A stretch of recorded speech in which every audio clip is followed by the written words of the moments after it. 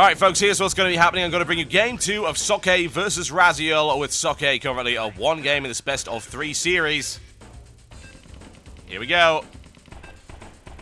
Ah, the score remix for the original Command & Conquer. What a classic title. Alright. Time for Starcraft, folks.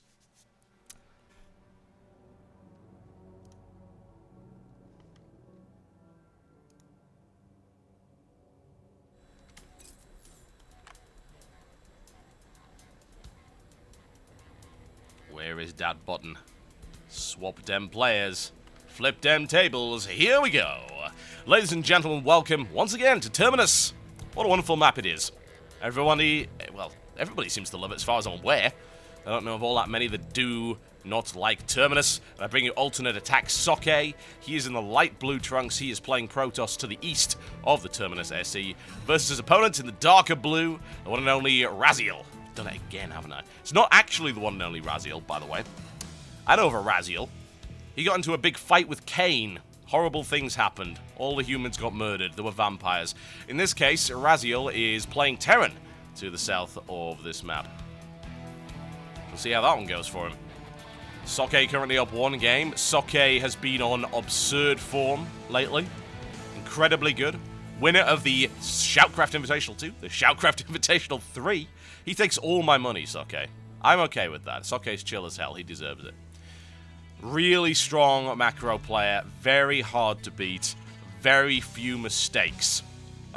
If I were to try and poke holes in his play, I can't. That's the thing. That he has no visible weaknesses. Potentially, I suppose he's vulnerable to really early game pressure and rushes, but even then, he seems to deal with it fairly well. He tends to play really safe, and as a result, does really well. Once he gets rolling, likes to, once again, build up the 200-200 death ball, but he's got flexibility in his play as well, as a lot of people will accurately point out. Difficult to deal with. Raziel, on the other hand, not a player I know, if I'm totally honest. Much as I would like to give you some information about him. I'm sure I can find some, however, and give you a little bit of background on him. A lot of people have pointed out that there's a fair number of unknowns in this tournament, and you know what? I'm okay with that. That's good. I like variety. I don't want to see the same people play over and over again. That isn't fun to me. Now, I'd love to give you more information about Raziel, but unfortunately, he doesn't even have an entry on Wikipedia. All I know is that he did qualify for the ESWC. He's actually an Indian player. That's why I don't know him. Yep, he is the one player representing India in this particular event. He was the winner of the qualifiers in that country. So there you go. That is Raziel for you in a nutshell. But that's all I know about him. It's cool to see we've got so many contestants from different countries, though. Very cool indeed. It's like, hey, it's another tournament with Sweden, Germany, and Korea in it. No, not in this case. Had an Israeli player, Blight, yesterday. Still playing today. We've got an Indian player. It's pretty damn awesome. Alright, Raziel, what are you up to, more to the point? 3 barracks coming down, the expansion on its way nice and quickly, as is to be expected. It's a gasless expand here. Now the quick follow-up. 2 more gateways for Socke, playing it nice and safe. 3-gate expanding, ridiculously common for Socke. Does it all the time. Generally because it's really safe to do. He likes the option of pressure early on if he can get it. But if not, he likes the option of being able to react to pressure. Raziel with the tech lab coming up. Sitting down his barracks at the front. I like that. Partial wall off for one thing, and secondly, easy reinforcements. Get a couple of units into the battle nice and quickly, and that makes them immune to any force field nonsense on the ramp, of course. Socke chrono boosting that warp gate over and over again. Doesn't have a proxy pylon in place to apply any pressure. I do not expect pressure to follow up here. Scan landing down for Raziel. He knows what's coming, which is right now absolutely nothing. Socke does have a pylon in a decent position since he's in close ground in order to prod at his opponent Raziel just a little bit. 3 Stalkers with a little bit of micro might be enough. some damage done to that bunker right there. A couple of SCVs moving down to repair.